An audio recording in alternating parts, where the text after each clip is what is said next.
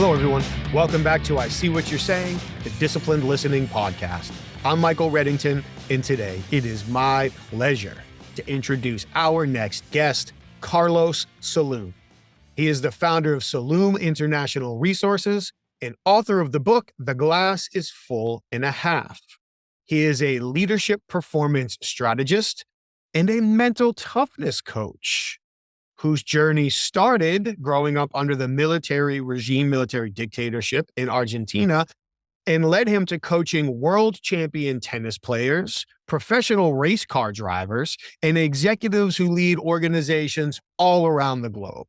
He is an amazing individual with a tremendous perspective, a wonderful outlook, and his ability to connect with people and help them get the most out of themselves in pressure-packed situations is outstanding. And I'm really excited that he took the opportunity to share his time, his insights, and his expertise with us today. He's really going to talk to us about how we can perform our best under pressure, how we can design our breakthrough moments, how we can shift our thinking and our emotions at any point in time. And one that really grabbed me was how we can improve by managing our energy instead of our time. He has so much value to share, and I'm really excited for everybody to hear it today. Of course, thank you all for taking the time to listen to another conversation. I really appreciate you being here, and I hope you get as much of this from this conversation as I did. I certainly want to thank our sponsors as well. We have HumanTell. Head over to humantel.com and check out all of their blogs, articles, research, and resources as you consider whether or not their training is right for you. If you do decide to take their training, please enter the code INQUASIVE25 for 25% off what I truly believe to be the best in-class online self-paced training for learning how to identify what somebody's thinking or feeling by recognizing how their emotions are changing in real time through their facial expressions and body language, and then unlocking the intelligence that provides us in any conversation. I've taken the training myself. I highly vouch for it. Head over to humantel.com and enter the code INQUASIVE25 for 25% off. We also have the International Association of Interviewers. Please head over to certifiedinterviewer.com to check out all of the resources they have available, from in-person and online educational events to their online resources for interviewers to the networking opportunities. And of course, you have the Certified Forensic Interviewer designation. While you're there, check that out and see if that level of expertise or that designation is best for you at this point in your career. And Inquasive. Please head over to inquasive.com to check out the courses that we are asked to facilitate for organizations all around the world who ask us to come in and work with their leadership teams, their sales teams, and their HR teams to teach them the skills, perspectives, and techniques necessary to encourage people to share sensitive information under vulnerable circumstances in the face of consequences. You can see so much more about what we do and how we do it over at inquasive.com. Once again, thank you all very much for taking the time to be here. I truly appreciate it. And without further ado, I introduce to you, Carlos Saloom. Good morning, Carlos. It is so great to see you. Thank you very much for sharing your time with me. Thank you, Michael. It's a pleasure. And I love the topic. Discipline, listening. Yeah. Well, thank you. And I love your topic as well. I know it goes well beyond, but for right now, mental toughness and working with professional athletes and elite business people and beyond. And I'm sure we'll get into many examples. Your background is amazing. The work that you do is amazing. I'm super excited to be able to share it with our audience. I'm going to be honest. I'm also super excited to try to learn a little bit myself as well from our conversation, because as my wife reminds me, my internal monologue or dialogue could certainly use a little bit of recalibration from time to time. So if you don't mind, I'd really like to open up and ask you there. You are an elite peak performance strategist advisor to leaders and professional athletes around the world. So from your perspective, what is perhaps the most important adjustment we can all make with how we talk to ourselves? Well, we have figured out in sports performance that the path to peak performance starts with the sequence of how I think, how I feel, and how I act. But I can also act and feel certain things, especially in a positive way, that shift my thinking. So that dynamic is very important because under pressure, when the clock is ticking, when there is a lot of money or prestige or a title on the line, esports becomes really the lab, no, the demonstration of as a skill how we can shift. No? So this thinking, feeling, acting sequence is sustained by the internal monologue. Now, for example, in my sport in tennis, the magic of mental toughness happens in between points, not while we're playing the point. Because in between points, there are 4 stages that are very distinct.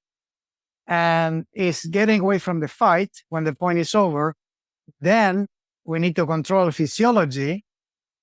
So you're going to see the players looking at the strings and walking back to the baseline.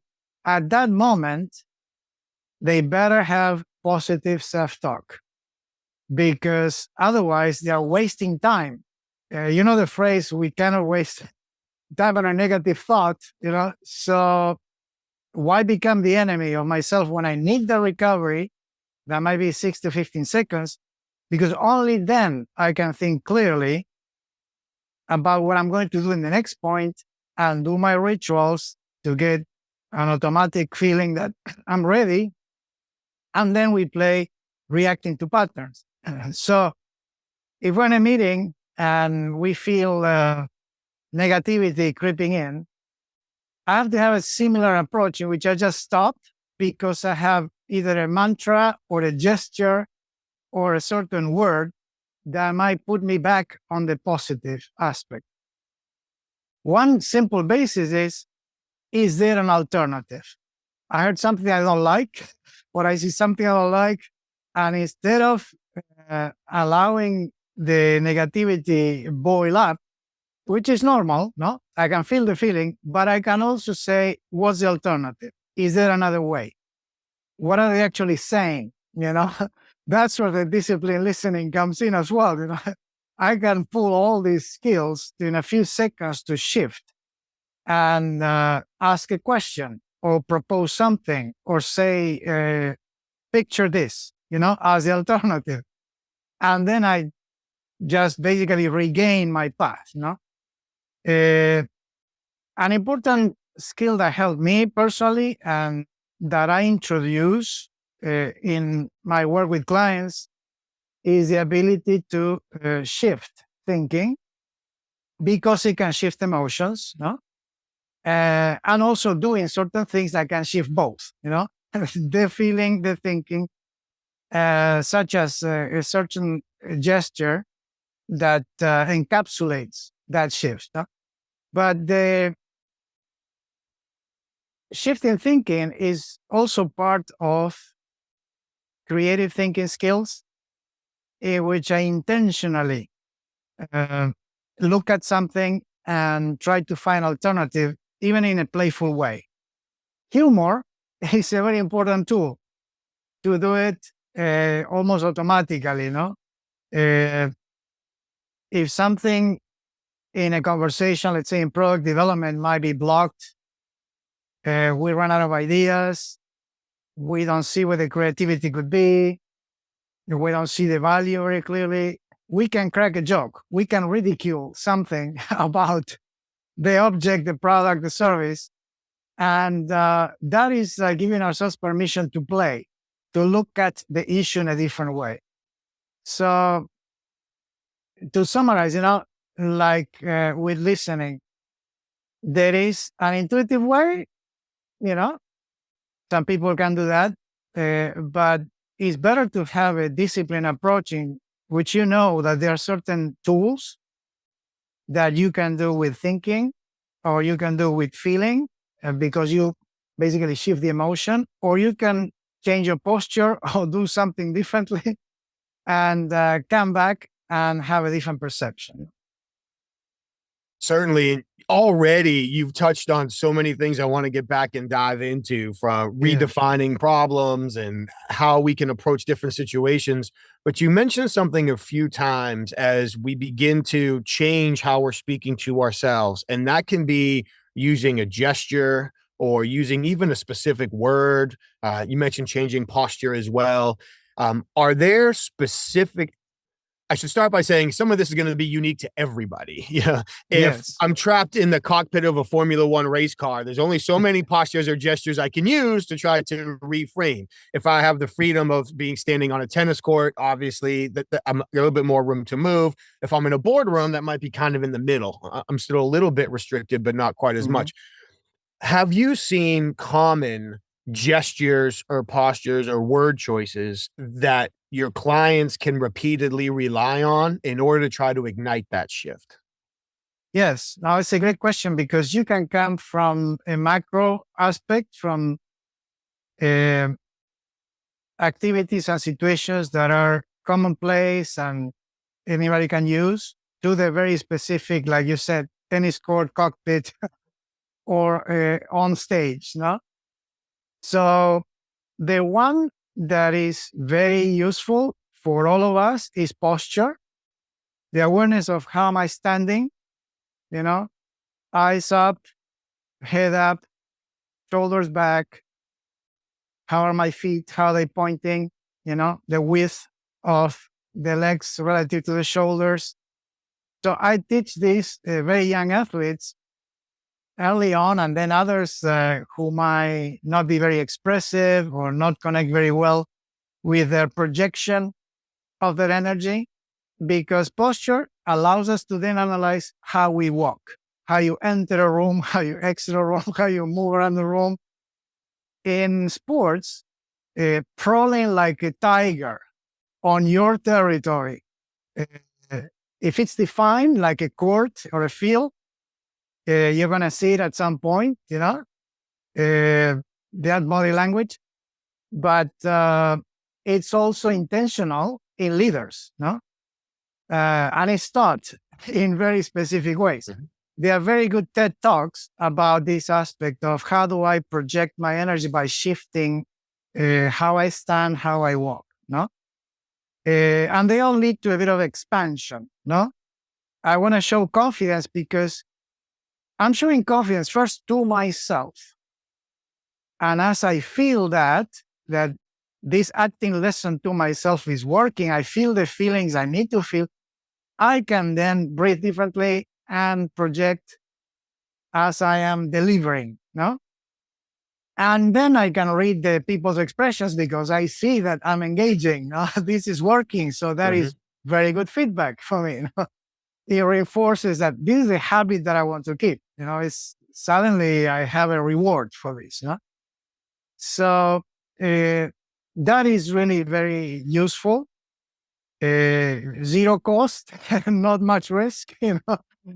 And then it becomes very specific because as I was talking about these 4 stages in between points in tennis, or how I analyze what my Formula One, Formula Two drivers, the young car drivers behave under pressure, is that pressure determines those responses. Even if no one had analyzed, like we did with Dr. Jim Lair, sports psychologist, in the 90s, with slow motion video, these issues, pressure will force us to make certain things, to behave in certain ways so we can sustain it and go through. So it's very interesting that the patterns are there because that's how we respond to pressure. But if we know how to analyze them and how they can be unpacked and categorized and how many seconds does it last, when do you need to do it, is so much more useful. No? So yes, in a cockpit, in a Formula One car, it comes down to how I talking to myself, the pressure that I might apply to the tools, no, so I can flow, not too much, not too little. Mhm. How I recover from mistakes or things that others are doing, no, in milliseconds, no, and I regain this flow. I regain my connection to what is called the ideal performance state. So all these tools allow me to define that there is an ideal performance state in which I'm feeling the present, I'm breathing normally, is joyful. That's the most important thing. That's a thermometer. Huh? I'm not thinking about the past. I'm very much centered on what I'm saying, doing, no? And basically, I know that I can replicate this, no? It's a space that I really want to inhabit and embody. That point about being able to replicate it, I think, is likely especially important. And Yeah. I am fascinated having the conversation around sports. It also applies to business as well, because people find themselves having to lead through similar meetings with similar groups or give similar presentations or solve similar problems and getting into that same flow, that same groove. Oh, now I can reflect on how I felt and performed in this conversation. I can replicate that in upcoming conversations as well. In that explanation, you mentioned recovering from mistakes. Mm-hmm. And in my own life, when I think about my personal life, my business life, and even athletic endeavors that I still participate in, not at the level of your clients, but at the Yes. athletic endeavors I still participate in, I find recovering from mistakes to be one of the most important, but also one of the most challenging things to do. So, from your expertise, what are some approaches or techniques people can use to help recover from the inevitable mistakes that we're all going to make and Yes. start working their way back to that ideal performance state as quickly as possible? Yes. Let's consider that we have time to recover, no?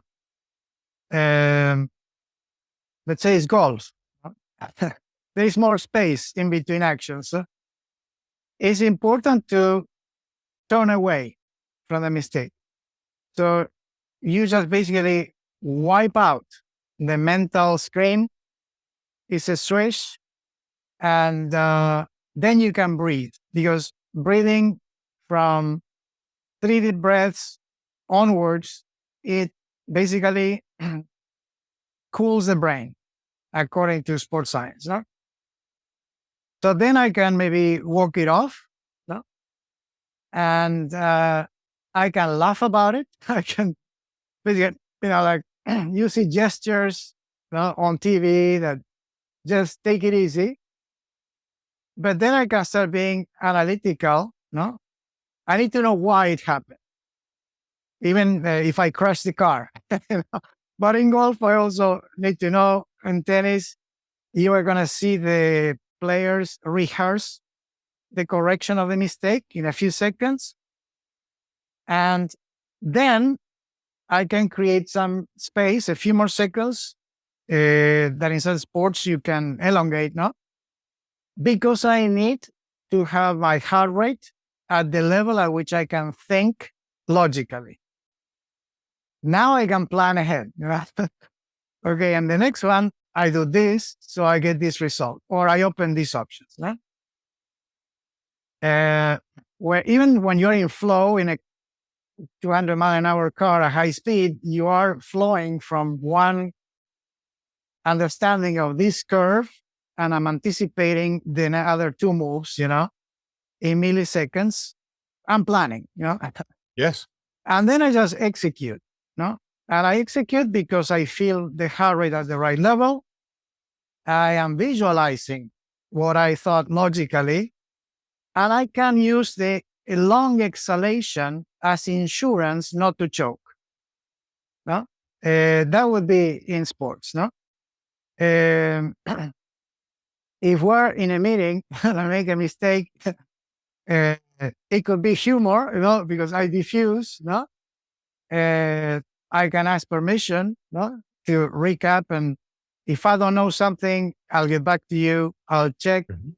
Or let me analyze this for a second. No, I'll reconfirm. Maybe there was a mistake on the Excel chart. That's very common.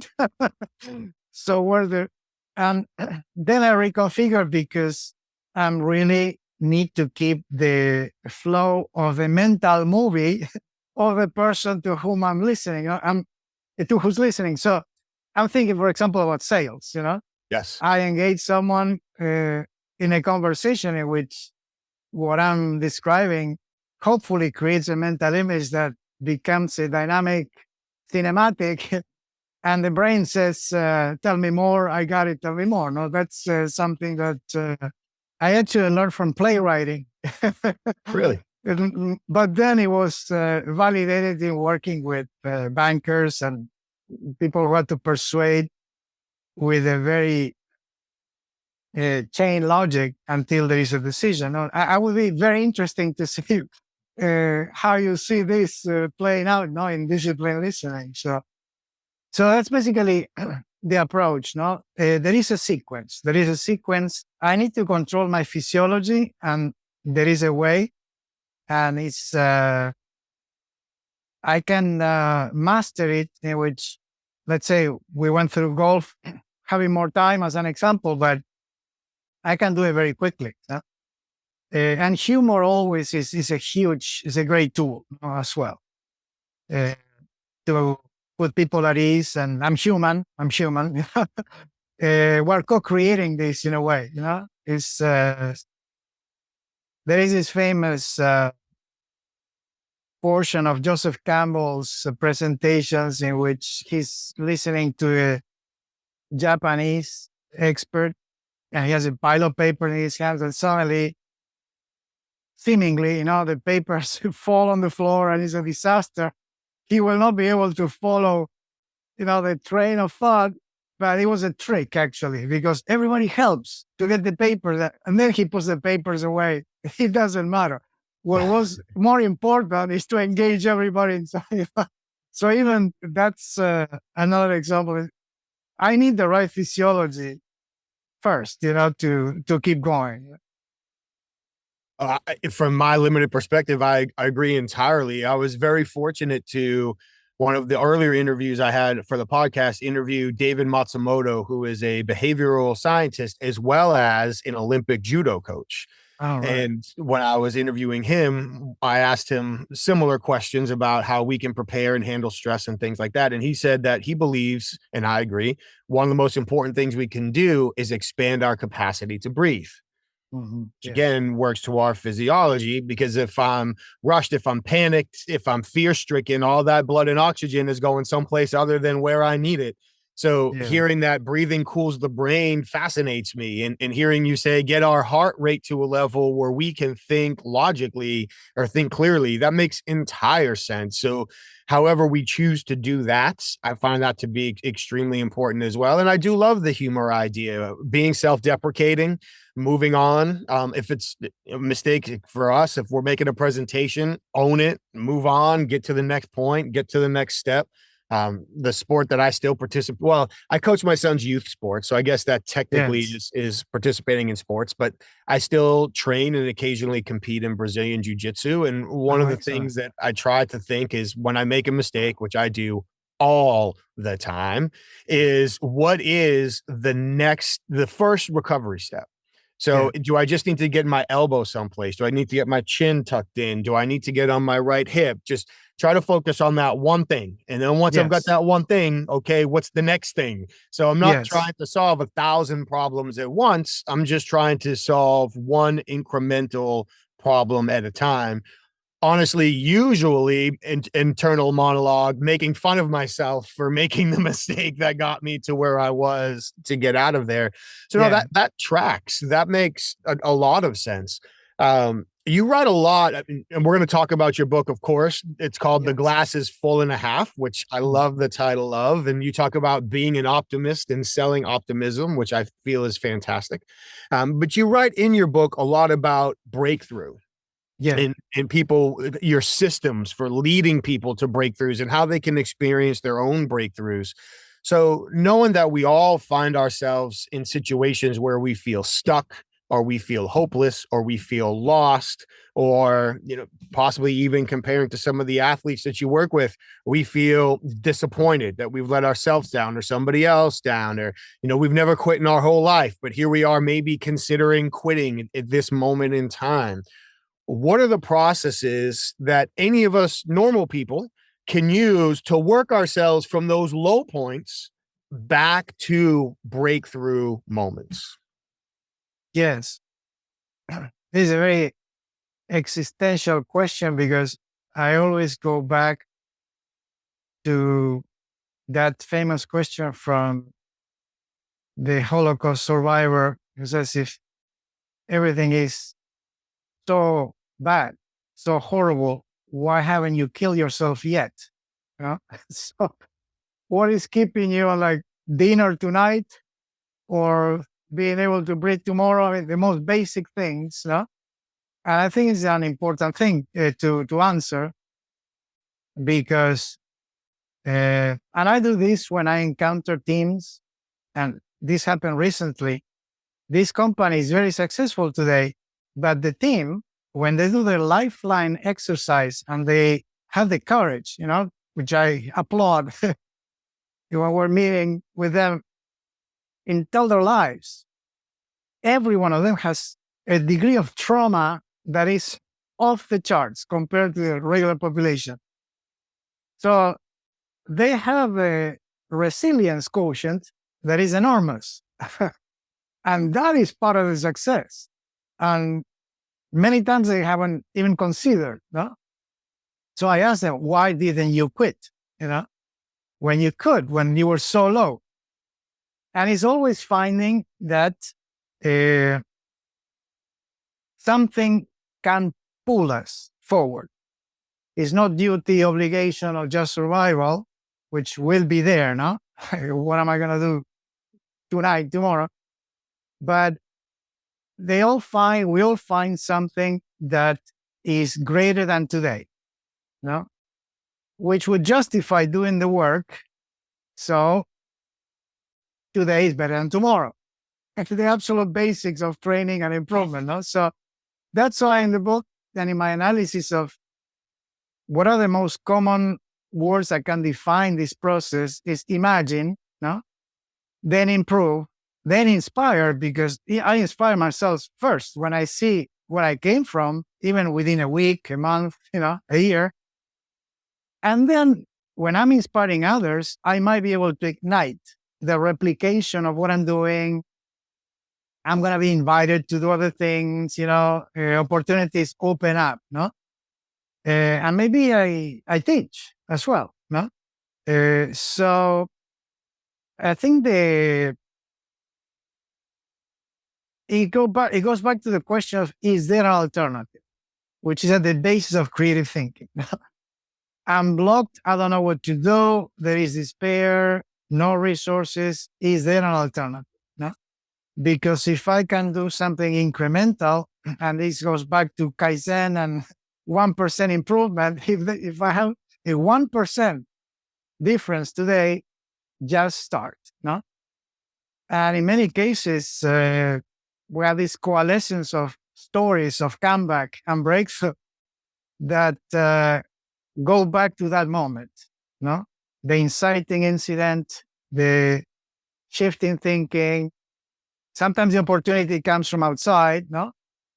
It's great when you have the opportunity of having someone who says, I've been watching you and I think you need this, But if I have to drive it, I'd rather say, okay, is there an alternative? And what is the immediate thing? Because I need to change my physiology somehow, no? Many times we have these pilgrimages, people just walk, and walking pumps the blood, the brain shifts different, I'm breathing differently, and I can have a different perspective when I arrive to, let's say, a mile down the road. Yeah. Yeah. On the walking piece, there's where my office is a downtown area with city blocks. So I will, if I find myself really stuck, I'll get out and go for a walk. And, I probably won't walk a mile, to be honest, in the middle of the day, because I just don't want to take that much time, but I'll go walk about a 4-block loop and then I'll come back. And so now I come back maybe 15, 20 minutes later, something like that, but I am in a different place. And it doesn't always lead to that immediate, well, now I can finish writing this article or now I can finish building this presentation. But it definitely helps put me in a better mindset after getting up and moving, instead of sitting here, which I'm also have been guilty of doing a million times, staring at my computer, trying to will it to finish what I'm trying to do, but can't get myself through the moment. Yes. And also, I just basically find the individual route, but it's also asking for help. And so that's where the listening to someone else comes in, no? Having the courage or the willingness to say, yeah, the answer to is there an alternative is I have to ask. Someone, Yeah. I have to ask for help. What do you think? Even those who we are resistant to getting instructions from someone else, what do you think is important? No?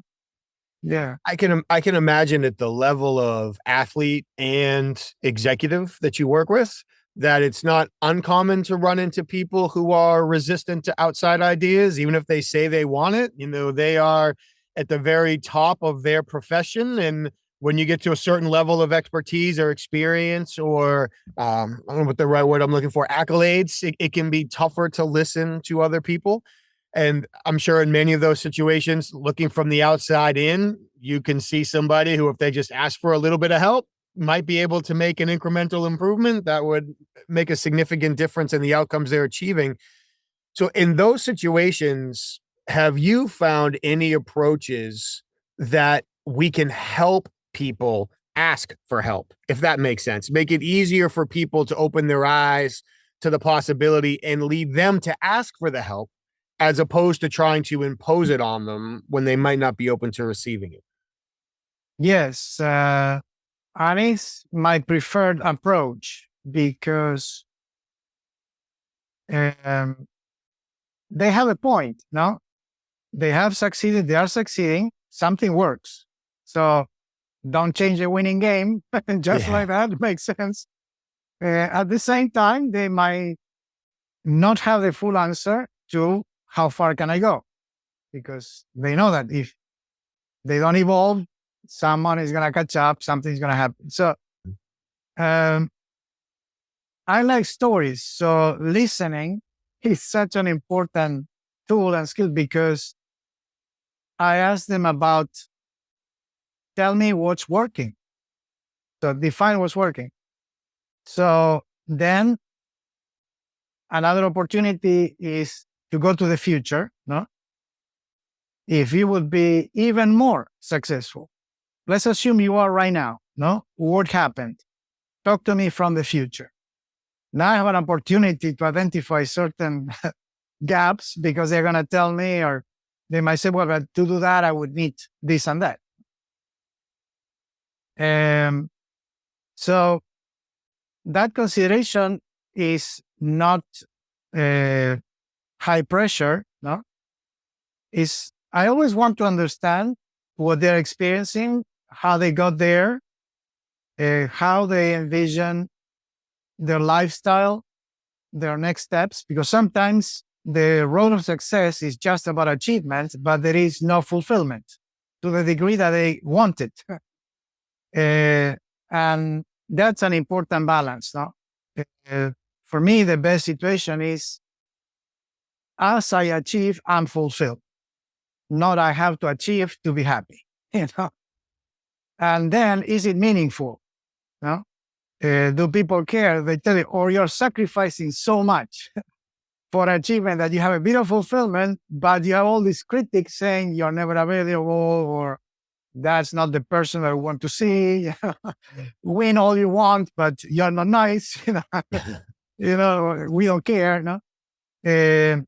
Because it's important to socialize that success. Now we do things that I think respond to that question. If you're getting everything you want, if you're succeeding, how is the world better for it? Are you the best in the world, or are you the best for the world at the same time? It's not either or. And I think that I like consultative selling, as is known, because it's the co-creation of the solution with the client or the person that at least sat with you. Now, at least it's now for 5 minutes, he's listening. Mm-hmm. And I have the opportunity to say, okay, let's start with what works. What is great about you, especially for kids? That's my first question. Tell me what's great about Jenny. They don't expect it. And it helps them unpack many things, From there, I can go to, is there anything that could be better? Or tell me what's the maximum expression of this and what needs to happen.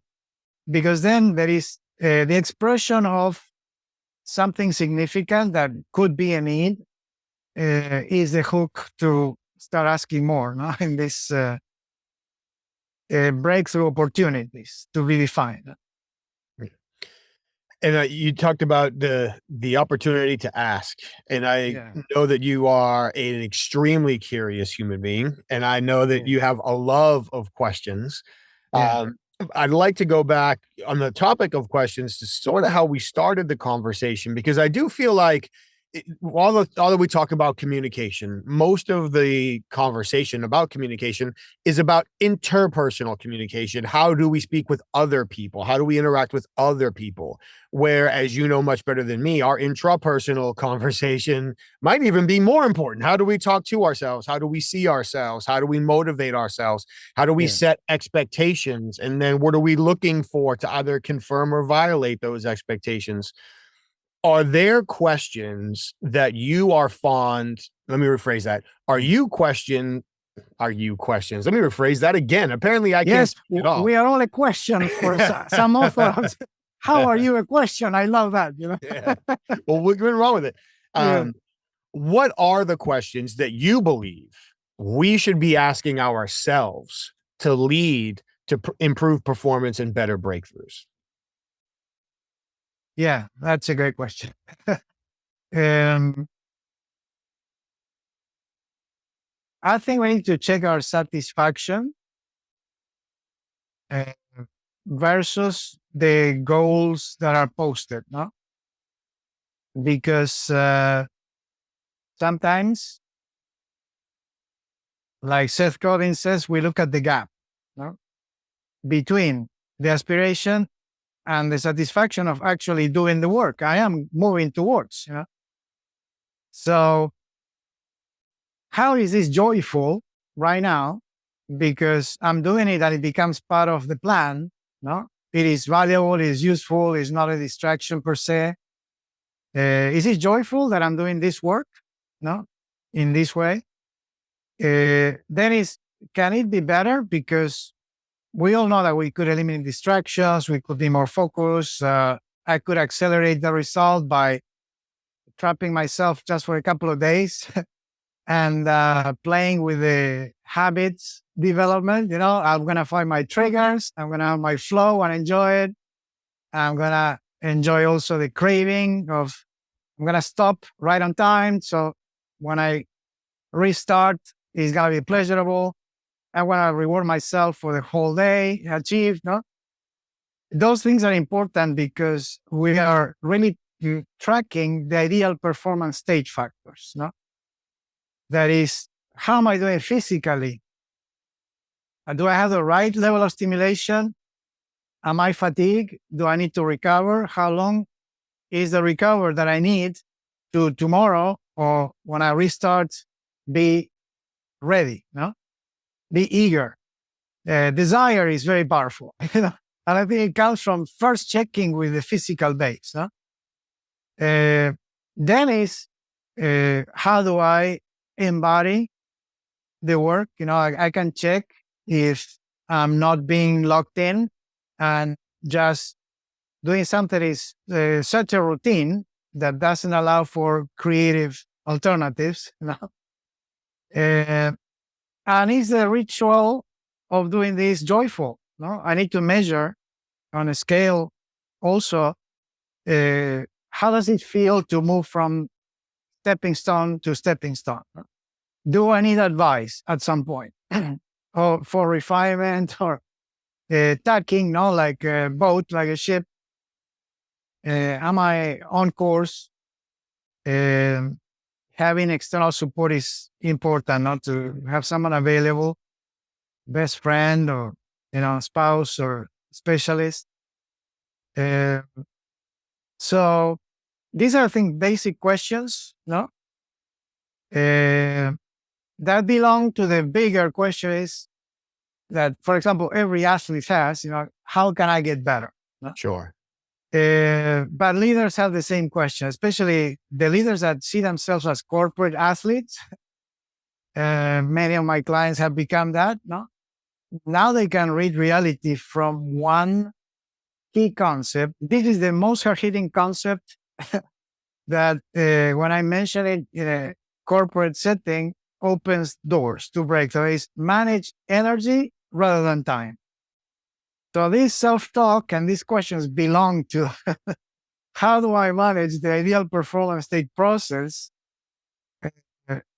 because I'm seeking breakthrough. And if I do this in this way, breakthrough will be there. No? Yeah. Manage energy, not time. Yeah. I'm fascinated by that statement for Yeah. several reasons. I believe initially I can see the power in that, because if we have our energy focused in the right direction, then we should be probably more productive and more efficient and enjoy what we're doing more. And I do believe it's easy to get like bogged down in how do I manage time. I'm terrible. Time management is one of my worst things. So part of me loves that statement because I don't have to worry about managing time anymore because I'm so bad at it. I'll just manage my energy instead. So I know that's not where you're going, but for me, I can sarcastically enjoy it that way. See, I don't have to manage time anymore. I just need to manage my energy.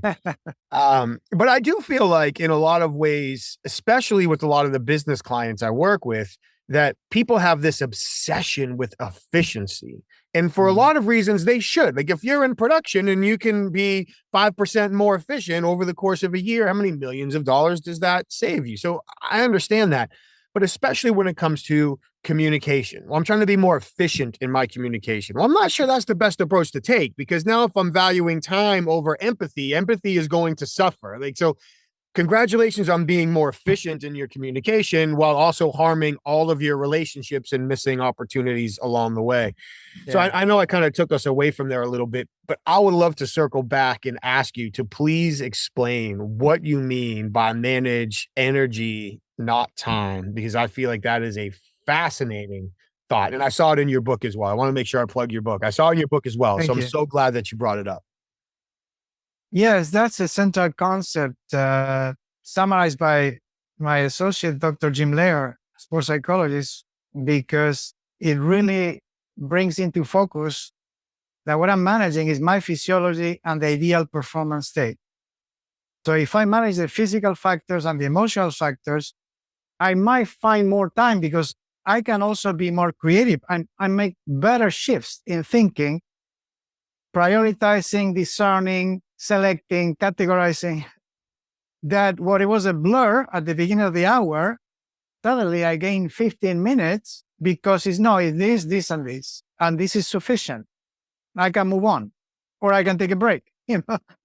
So suddenly I can make stress recovery waves through the hour, through the morning, afternoon, through the day, through the week. I discovered through this the seasonality of my life. I know exactly when I can take a vacation, not feel guilty, enjoy it to the fullest. Because I'm training recovery to come back and manage even better my ideal performance state. That becomes a lifestyle that way. No? So being aware of my energy output for that hour, how much energy would this task require? How am I feeling about it? Can it be postponed? Can I chunk it? No, I might not be able to finish this in 1 hour. So where are in my calendar, my color-coded calendar, where are these energy spots that I need to find? Because let's say this topic is high energy. At the same time, this type of thinking allows me to find when can I think? When can I do things that are not at 100% output? When can I meet and have an insightful conversation, not rushed, because there is gold in there. Because of the person, the topic, the team.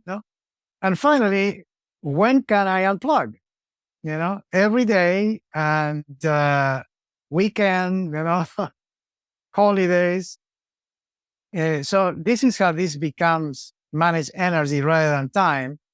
It's not the rigor of the squares in the schedule that are going to determine my productivity. It's how I really identify my connection with the state that I need to perform the task and do it at the very high level of result. No, it will shine because when someone reads it or sees what's on the website or go through the logic of what I'm writing, no, they say, well, obviously there is clarity. And I think people reward clarity today. No, I'm intrigued by what you would say from the listening side, no, because that's what I found. There is so much clutter that I identify two things. Clarity in communication is rewarded, and also wisdom. Yes. But the wisdom has to come through the clarity. A friend of mine, he's wealthy, and he gets hit by all the banks in, 300 miles. And they all come with this pitch and the brochure and basically pricing. And I said, I want wisdom. I want to see what the people like me are deciding on. I know that we might not be able to be in one room, but this consultant, this person, this banker has to tell me with clarity, no jargon, you, because I identify you as unique, should consider this, and it's important, in that sense. Yeah, it's very important. So to go back and then come forward again, from my perspective on clarity, I agree 1,000% that clarity is rewarded. Clarity solves problems. A funny example that I think I used in a previous conversation that we had on the podcast was I coach youth baseball, so 5 and 6-year-olds at this point. And at one point during practice, I said to the team, "Bring it in." And they were all out in the field. And when I said bring it in my mind, that meant come to me, because I wanted them to all circle around the coaches. We're going to end practice. I stood there and watched 11 5 and 6-year-olds run right past me into the dugout. And I start laughing. And the coach next to me was, well, I guess they're done listening today. I'm like, no, that's on me. I'm the lowest common denominator. If 11 people do one thing and one person thought something different, like I wasn't clear enough in my expectations. Therefore, it's on me. So clarity leads to understanding. Clarity increases our ability to resonate with others. So 100%. And honestly, that's something that I struggle with sometimes, especially with what I do and what I teach, because, and I'm sure it's true for you, we spend so much time with what we do that it's very easy for us to get into the minutia, the small detail, the weeds, if you will, but then trying to explain it to somebody else or to help them in their own situation in a way that it's short, it's succinct, it resonates, it's clear. Like sometimes that filter is difficult for me. To get back to, excuse me, just for one, I didn't want to cough in everybody's ear. I apologize. To get back to your friend in the bank example, that's a really good point. I am fully in the court of teaching is the most important part of selling. Like if I'm in an engagement with a prospective client and at some point they tell me, I feel like I should be paying you for this, then I'm doing the right thing because they're going to be better for this conversation. So to use that example, I was just working with the team this past weekend on a retreat. And one of the little things we worked on is instead of saying what I do is, switch that to our customers rely on us for. It's the same message, but now to your point, I want to see what people like me are doing. Okay. Well, if I sit down and I say, well, Carlos, people like how I help people like you is. Well, okay, great. Maybe you're telling me the truth, but you're never going to sit down in front of me and say, well, Mike, I'm not really good at my job and I don't understand people like you that well, but how I think I can help you, it's never going to come out that way. But instead, if I can sit down and say, Carlos, often clients who have a wealth between X and Y typically seek my organization out because they are looking to A, B, C, D. Now, as you listen to that, you're thinking, oh, wow, now I'm learning. I am in that bracket. And that is what other people are doing. Please tell me more. And now we're making the connection, and the price, although is always a factor, isn't as significant in the end. So your points are spot on from my perspective. And it all comes to managing energy rather than time, because it leads to clarity about how I live and how I can deliver. No, because if it's blurry, it might not have clarity. As a result. And I'm writing that down right now. Who's managing clarity and energy and how we deliver. I love that. There's an interesting part of your fascinating, integral part of your background that you and I have never talked about before. And I appreciate you giving me permission to ask you about it during this show.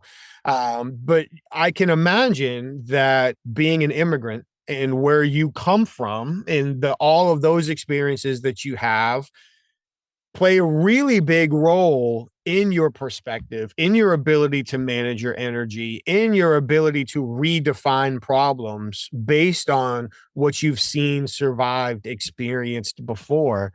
To the degree that you're comfortable, I would be grateful if you could help us understand how your I'm not even sure the right way to ask the question to be as respectful as possible, but how your life history and the immigration process, where you come from versus where you are now. And I know you're a world traveler as well, but how that immigration history has really impacted your perspective and set you up to be so successful in this realm of mental toughness and peak performance.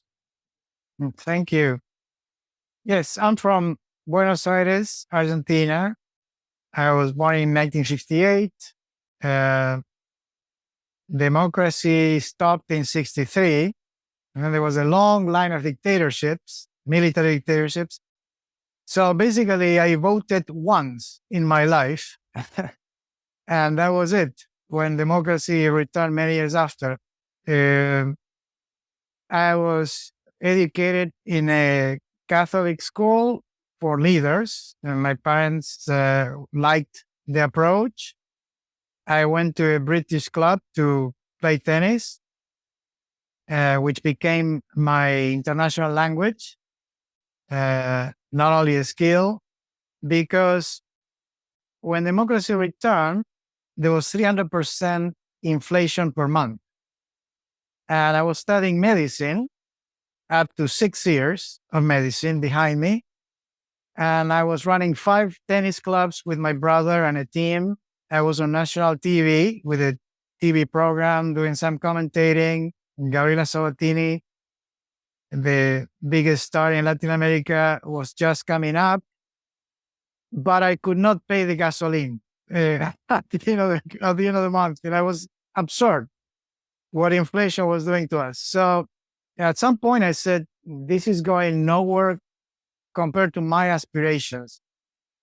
I was really educated to be a citizen of the world, and my family being Lebanese and French and intellectuals and very curious. We didn't have television until we were 14 with my brothers. So we read a lot. We listened to a lot of conversations of very interesting people. That shaped a worldview. And I wanted to belong to the world. I wanted to travel and explore and see these people that had different views, no? So tennis became the crutch. Tennis became the passport. And I was I'm always very grateful that Dennis Vandermeer, the best tennis teacher in the world, with whom I had worked a little bit in clinics in South America, he said, come on over, we'll figure it out. So I was in Hilton Head Island, basically learning the whole business, starting from scratch. Forget that I had all this medical background, doesn't matter. Tennis is the conduit. And that's where I met Dr. Jim Lill, a sports psychologist. And I very quickly figured out this is the future. Mental toughness is the future. He was formulating his program, and on a handshake, I said, I can make you world famous, and I'm going to go to Germany. And I think I can build an international speaking tour. And that's what I did. I went to Dusseldorf. I lived with a friend who very kindly hosted me. And together we worked on this tour. I was very successful. So IMG, the largest sports agency in the world at the time, that was at the Nick Bollettieri Tennis Academy with the best tennis generation ever in America. Sampras, Agassi, Courier, Seles, all these players. they said, well, who is this guy, that did this? What does he want? I said, well, I want to work with Jim. I want a green card. We can grow this, So that's what we did. And, but it was when Gabriel Sabatini won the US Open in 1990 after working with us for 5 months, when she actually wanted to quit tennis, although she was number 3 in the world, that the world paid attention because someone in the New York Times wrote that we had been assisting her. And the next day, the phone was going off the hook with all types of calls, not only sports, corporations, etc. So that was the beginning of a long journey of evolution for Jim and associates to build their own company, which was sold 30 years later to Johnson & Johnson, in Lake Nonalong. I was invited to go to Europe, first to build a very large tennis facility as an example of potential, what can be done with these concepts. But there were my Swiss banker friends who said, these topics, we want them for our teams. I think this is our breakthrough. And it was true. From one speech to working with teams to doing culture change over now 23 years, there were tremendous breakthroughs and transformations personally and for the teams, with revenue growth as well. And that validation helped me work with other industries, other sports. And one of the most rewarding is Formula One with Pietro Fittipaldi, with Enzo, his brother, Formula 2 now, because it was unexpected, but it allowed me to say, okay, I know what works, which is what we've been sharing today. Teach me your sports, teach me your industry. We're going to co-create the solution because we're going to find the links between what works, what doesn't work, what could be better, the behaviors. And then we can ritualize certain things, and then we have to monitor this over time. And when someone leads from the front, this is possible. If someone expects that the content alone will excite people, is not that effective. You need to institute, the change. You need to monitor and nurture the transformation. Anytime a leader said, this is the path because it's human and because we are designing it, Carlos just gave us the underpinnings, it worked very well. So, Well, yeah. I appreciate you sharing that story with us, and I know there's a lot more to it, and if we had more time, I know that you would go into it. Yeah. But where you came from at a time in Argentina was very difficult, to say the least. So for you to come from that background, from a very culturally diverse family that sounds like was teaching you how to think and be curious from a very young age, to then go create your own future. Talk about breakthrough moments. Certainly what I get from that story is, oh, come on over, we'll figure it out. Okay, well, now I'm going to go to Germany and figure it out. I'm going to be in Switzerland and figure it out. Now I'm going to be in Italy and figure it out. And we'll just continue to kind of create our own problems that need to be solved. Yes. But I love it. Your whole story is completely fascinating to me. And I've been taking notes throughout this entire conversation. And I'm so thankful to be geographically close to you so we can continue these conversations, hopefully over coffee or lunch or dinner moving forward. And I would love to potentially, if you're open to it, have you back on the show to continue going down this road, because I feel like it's not just one topic, but it's a series of topics. How do we see ourselves? How do we see the world? How do we see our challenges? What are we saying to ourselves? What are we saying to others? How do we position ourselves? That makes such a difference. And I can imagine, just as a fan looking from the outside in, the work you do in the world of racing is so important because of the pressure that they're under. And when you're doing 200 miles an hour, 3 centimeters away from another vehicle doing 200 miles an hour with 2 feet of clearance between a metal fence on either side, your focus has to be impeccable. There can't be a stray thought. So I can only imagine not only the importance of the work that you're doing, but what you're learning in that environment as well. Yes, I think that other than military, astronaut, jet pilot. Formula One is the next level. No? A tennis player reacts at 0.5 seconds. Pietro reacts at 0.2. No?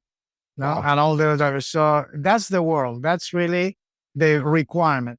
Mm-hmm. What do we do with this skill to make decisions at that speed? No, but it's also in an existential way, is a nice message to the rest of us. If you're gonna bet everything on yourself, and go to the limit, what do you need? Because why suffer? How can this be joyful? Again, not that question.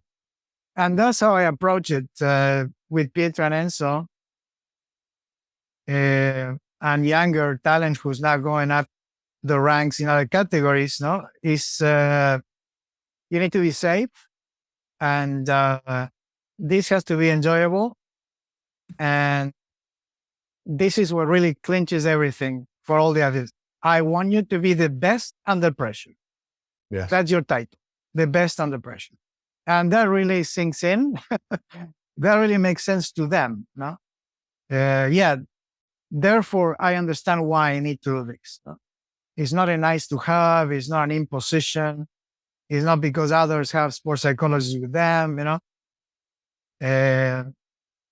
Everybody could have the entire team of top 5 Formula One driver, maybe 100 people behind them, but it's how you apply this. So it works, Yeah. For all of us, when the moment occurs, we are the one at the controls. Yeah. If we're at the one at the controls of a race car doing 200 miles an hour, if we're the one with controls in our meeting, if we're at the one at the controls at our kitchen table with our family, if we're at the one in controls for, whatever we do in our hobbies and our lives, having people like yourself or others who can educate us and teach us how to think, see, act, feel better, perform better is important. But when the chips hit the table, we still have to perform. Yes. Yeah, exactly. I can't thank you enough for this conversation. Like I said, I've been taking notes and I still have questions that I feel like I need to ask. So hopefully we can do this again sometime. Yeah. I have to imagine that there are people listening to this conversation right now who are thinking, I need to learn more. So for the people who are looking to find your book, The Glass is Full and a Half, for people who are looking to connect with you and find more ways to potentially learn from you and from your experience, where should they go? How can they find you and your work? Yes, thank you. Well, my website has all the descriptions in www.saloominternational.com. And on the navigation menu at the top, you can see all the categories. Thank you. And I will make sure to have links to all of your websites, your videos, your book, everything embedded with the show so people can have direct access to it in the show notes. Great. Thank you. Carlos, again, I cannot thank you enough for your time and sharing all of your wisdom and your insight with us today. Thank you so very much. It has been a pleasure. I'm excited to share this conversation with everybody, and I'm excited to keep our conversations going the next chance that we have. Thank you so very much. Thank you, Michael. And please continue your work because it's connected to the zeitgeist, the speed of the times, and it's very much necessary, of course. Well, I appreciate it. Thank you. And at this point, I'm too far to quit. so I've got to keep going. But I really appreciate it. Thank you so much. And I look forward to seeing you again soon. Thank you. Carlos, thank you for what I knew was going to be an amazing conversation. Your perspective is infectious. You're right. You do sell optimism. You are an internal optimist, but really, I think you sell so much more than that. You sell the opportunity for people to see themselves in a way and believe themselves in a way and experience themselves in a way that they likely haven't before, or at least not in certain sets of circumstances. Thank you so much for sharing pieces of your life story with us, for your expertise, a little bit of what you teach and how you work with people, and giving us so many takeaways that we can work with. The world really is your theater of purpose. And thank you for sharing your art with us today. I truly do appreciate it. And thank you to everybody that took the time to listen to this conversation. I'm grateful that you continue to choose to share your time with us. Thank you so very much. Speaking of thanks, on the way out, let's thank the sponsors one more time. HumanTel. Head over to humantel.com and enter the code INQUASIVE25 for 25% off their best-in-class training on how to identify when emotions are shifting by accurately understanding how somebody's facial expressions and body language are betraying what they're feeling on the inside. I highly recommend their training. Please check it out. Go over to see the International Association of Interviewers at certifiedinterviewer.com. Check out all of their online content, all their in-person training, the membership benefits and resources, and of course, learn what it takes to qualify for and earn the Certified Forensic Interviewer designation. And lastly, Inquasive. Please head over to inquasive.com to explore the programs that we customize for our clients when they ask us to work with their leadership teams, their HR teams, and their sales teams, again, to teach them how to encourage people to share sensitive information under vulnerable circumstances in the face of consequences. And if you are enjoying these conversations on listening and communication, and you'd love to learn more about the research and experience behind the disciplined listening method and how to apply it across many different professional and personal contexts, you can pick up a copy of the book, The Disciplined Listening Method, at both Amazon and Barnes & Noble.